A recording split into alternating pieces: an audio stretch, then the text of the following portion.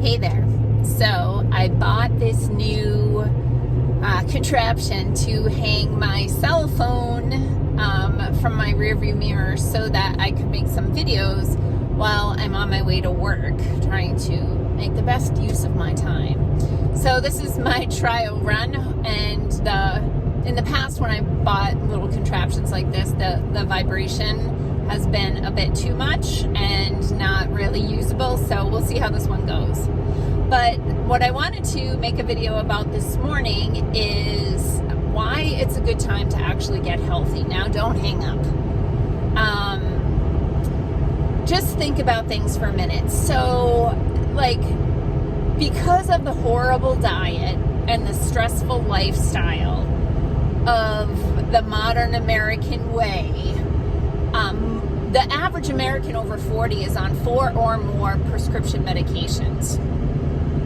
And they're not getting any healthier.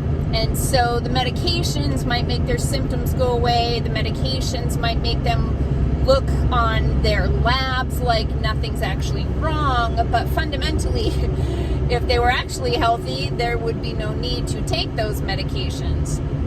So I just want to give you some reasons why it's a good time to get healthy, and some strategies of what you can do to start that headed in the right direction. So one of the reasons why I think it's a good idea to try to get healthy now is the way the world is going, right? The global unrest that we have. So what a lot of people don't realize, they've become physiologically dependent on their prescription medications and not giving any thought to where these prescriptions come from. So the vast majority of prescription medications are not actually manufactured in the United States. A lot of them are made in China and India, in these mass production facilities. And some medications are only made in one location. And so if anything were to happen at that location, fire, tornado, whatever the case may be, that drug may become unavailable. And there are other circumstances where drugs can become unavailable. And one happened to my parents many years ago. They were on Cozumel when Hurricane Rita hit. I think it was Rita. Anyway, they were stuck there for several days as that giant hurricane just sat over that island and spun and spun and spun for days. And there were people in the hotel with my parents and their friends that ran out of their prescriptions because they couldn't leave. There were no airplanes, and Cozumel's an island, so they couldn't get to the mainland and get to the airport in Cancun or anything like that. So, there were people on that island in the hotels that they couldn't get their blood pressure medication, they couldn't get their insulin, all of their different types of medications that they've become biologically dependent on. So, not to be fear-mongering, but just, being realistic here, there's a possibility that these drugs could become unavailable for reasons related to global unrest, weather catastrophe, etc. So not being biologically dependent on a pharmaceutical has its advantages. So the first thing that people need to realize, and trust me, I was a processed food kind of girl. My sister years ago wrote a cookbook, and she asked people in the family to contribute recipes.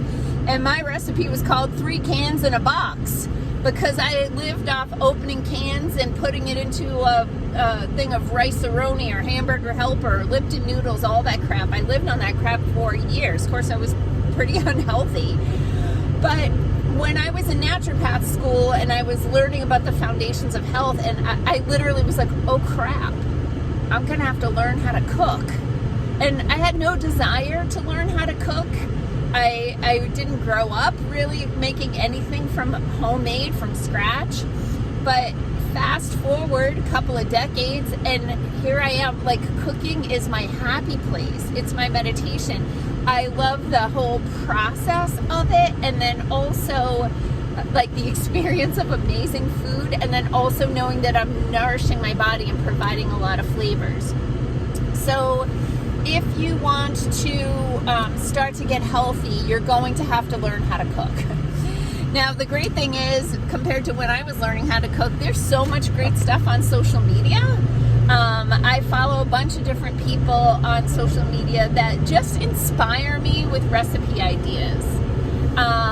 They show how they cook different foods, or they just show what they made, and then I get ideas from that. Other things I do is when I go to a nice restaurant, I read the menu. I want to see what kinds of I want to see what kinds of flavors they combine, and what the different types of ingredients, and just to get some ideas, like, oh wow, I never would have thought to put Brussels sprouts with that or whatever. Anyway, so a couple of things that you can start to do to start getting healthy, so that maybe you don't need those prescriptions, is to start learning how to cook some basic things. Follow some people on social media who do some teaching about how to cook and common mistakes that people make. Drink water. As crazy as that sounds, drinking water is the single most important thing you can do for your health. What else was I going to say? Oh, okay. So the other thing I wanted to mention is about taking vitamins. So a lot of people understand that, the food they're eating, and even like really healthy food, is sometimes missing certain nutrients, or your body's just not doing a great job of absorbing those nutrients from the food. So something you can do is to take a multivitamin. But if you're going to invest money in a multivitamin, my recommendation is to buy a good one from a wellness expert, whether it's your local chiropractor or naturopath or something like that.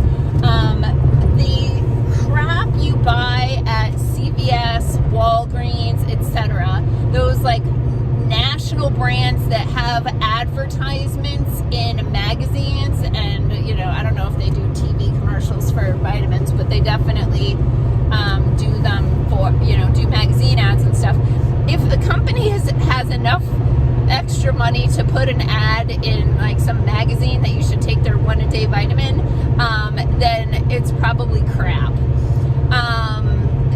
So taking a high-quality multivitamin is worth the investment. There are definitely some vitamins on the shelf in the big box stores and the little corner pharmacies that are they're not bioavailable forms of the nutrients. Some of the fish oil, for example, can be rancid or have chemical residues from the extraction process. If you're going to start investing in your health, make sure your money is well spent on high quality ingredients. So, summarizing, pharmaceuticals don't make you better. They just make you look good on paper or suppress your symptoms. They do not generate health. Health is generated by diet, lifestyle, nutrition, mindfulness, those sorts of things. Drink water, and take a good quality, bioavailable multivitamin supplement, at least that. There's a million other things we could do. We can talk about movement and meditation, prayer, all those things, but like just some basic things where people can get started. You want to start with hydration, not eating the crappy processed food, and taking a good nutritional supplement. So that's my tip for the day. Hopefully this video turned out okay, and if it did, there'll be more to come. Peace out, peeps. Have a healthy day.